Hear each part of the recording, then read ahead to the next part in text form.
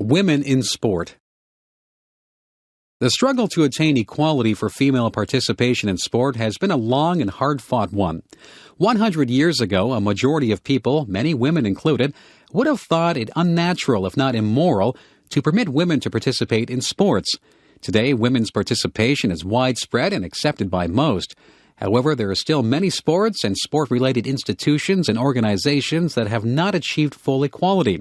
Some sports, such as football or boxing, encourage very little female participation, although even these so-called masculine sports are changing. Women's boxing, for example, will probably be included in the Olympic Games by the end of this decade. In the late 1800s and early 1900s, when sports and physical education programs were first organized in North America, women were forbidden from participating for so-called scientific or medical reasons. Physicians as a group often spoke out against female athleticism, using the argument that physical activity would damage reproduction. Others claimed that it was quite simply unnatural for women to participate in sports. Little real evidence was provided to support these claims. In truth, the so-called evidence was more a reflection of physicians' cultural assumptions about women's place in society in general. The 1920s and 1930s witnessed a short golden age in women's sports. Individual athletes and teams or leagues formed to support female athletics. Track and field, tennis, softball, programs in physical education, and other activities were encouraged, at least for those women lucky enough to have the time and money to participate. There was even a women's Olympic Games movement in the 1920s and 1930s.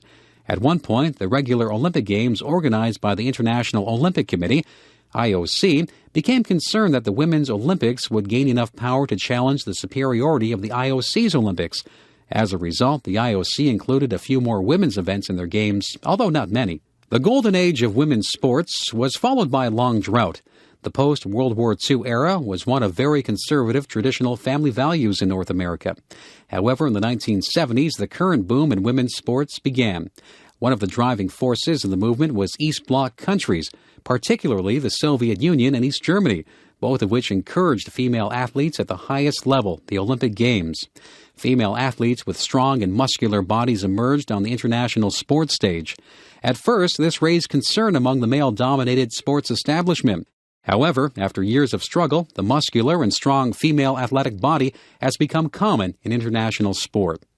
In the late 19th century, the founder of the modern Olympic Games, Pierre de Coubertin, said that the sight of women participating in sport was an affront to the human eye and unnatural. We've come a long way since then.